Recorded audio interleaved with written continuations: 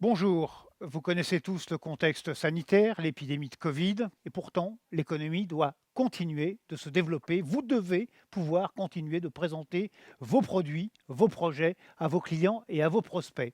Alors comment, me direz-vous? Eh bien, dans ce contexte, StandPub va vous proposer une solution, j'ai presque envie de dire révolutionnaire. La possibilité pour vous de présenter à l'ensemble de vos clients, à l'ensemble de vos prospects, vos produits, vos projets et ce, virtuellement, grâce à ce décor vert qui est derrière moi. Ce décor va vous permettre d'incruster l'image en 3 dimensions de vos produits, de vos projets, une véritable exposition virtuelle. Je vous propose de regarder avec moi une petite présentation de ce que peut être dès demain le décor de votre présentation. Alors, c'est un décor dans lequel on peut totalement se déplacer. Voilà, sur 360 degrés, de droite, de gauche, en haut, en bas. On est là aux frontières de la réalité virtuelle.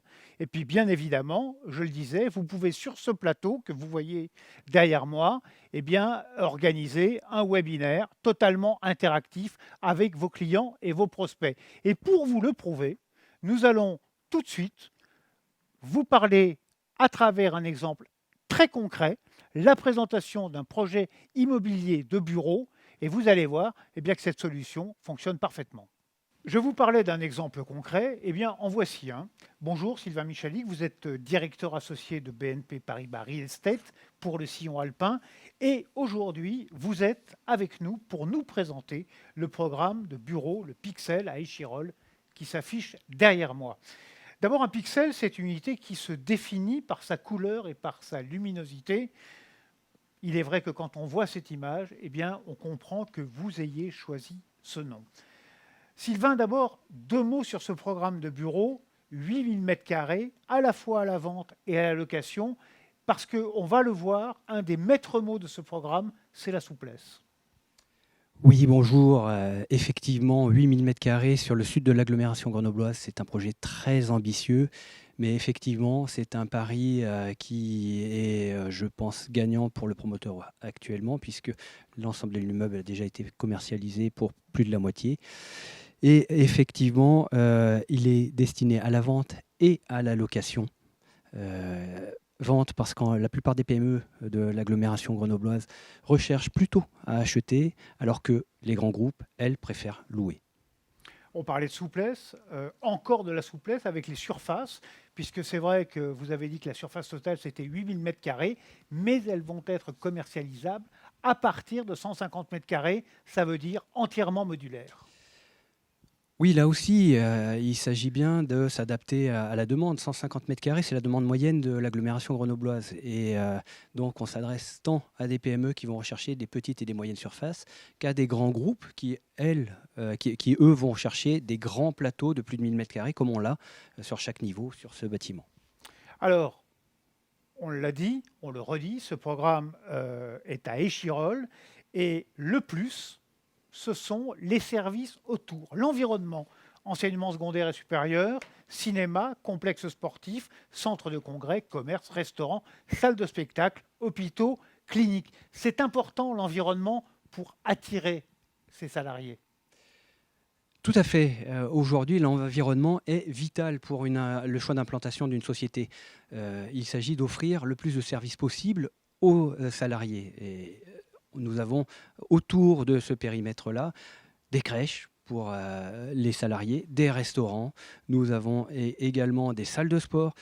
En fait, c'est un vrai paradis dans le bâtiment, mais hors le bâtiment également.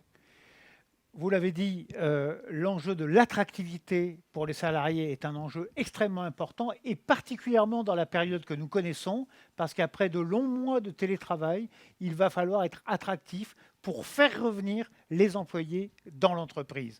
Alors, autre enjeu important pour les employés, ce sont les mobilités. Et là encore, une densité de services importante, le tram, le train, l'autoroute, les pistes cyclables, avec un accès direct aux sorties et aux entrées de l'agglomération sud et nord.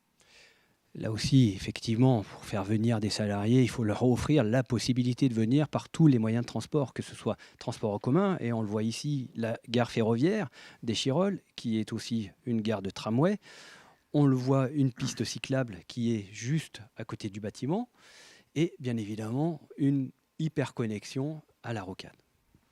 Alors, on va parler maintenant du niveau de prestation intérieure. On a vu que le bâtiment était très beau à l'extérieur. Il l'est aussi à l'intérieur. Je voudrais qu'on parle des matériaux, des réseaux techniques, de l'air conditionné et là encore de la souplesse d'aménagement. Oui, de la souplesse. On le voit sur l'image derrière moi, on peut aménager, c'est un exemple d'aménagement, on peut aménager les surfaces tant en open space qu'en cloisonné. Et la qualité des matériaux est là aussi essentielle puisque on veut du confort dans le bâtiment pour que les salariés s'y sentent le mieux possible. Autre sujet important qui peut très rapidement devenir un point noir s'il n'est pas traité ou mal traité, c'est le sujet des parkings. Et là encore, de la souplesse avec des parkings propres aux pixels et à proximité, les parkings relais. Oui, l'emplacement de ce bâtiment est stratégique parce que en termes de parking, le bâtiment offre le maximum que le règlement d'urbanisme le permettait, c'est-à-dire une place pour 60 mètres carrés en sous-sol. Mais fort heureusement, à proximité, il y a le parking relais, il y a d'autres parkings autour de l'hôpital, donc pas de problème pour se garer et les salariés peuvent venir facilement. Un mot enfin, et ce mot est important, c'est l'intégration environnementale du bâtiment. On le voit, on va le voir sur cette image, des jardins, des terrasses paysagées, beaucoup de verdure et un bâtiment classé ERP5. C'était important, là encore c'était un enjeu. Oui, c'était une commande du promoteur et l'architecte Bruno Tomasini a parfaitement répondu à cela. On le voit sur cette image, nous sommes dans un environnement exceptionnel avec de la verdure partout, des montagnes exceptionnelles. Et ce bâtiment se voulait un bâtiment image. Et dans ce cadre-là, énormément de végétation a été imaginée. Sachez que l'ensemble de cette végétation sera arrosé par un système de captation des eaux pluviales. Alors on termine, vous parliez d'attractivité, de bien-être des salariés dans leur bureau, avec l'implantation, et c'est d'ores et déjà acquis, d'un restaurant en rooftop au dernier étage du Pixel. Bah, regardez effectivement une vue splendide de ce rooftop qui va ouvrir des cônes de vue sur les trois massifs qui entourent Grenoble. Effectivement, ça va être un lieu de vie exceptionnel. Le Pixel sera entièrement commercialisé d'ici à fin 2021. C'est une réalisation BNP Paribas Real Estate. Merci.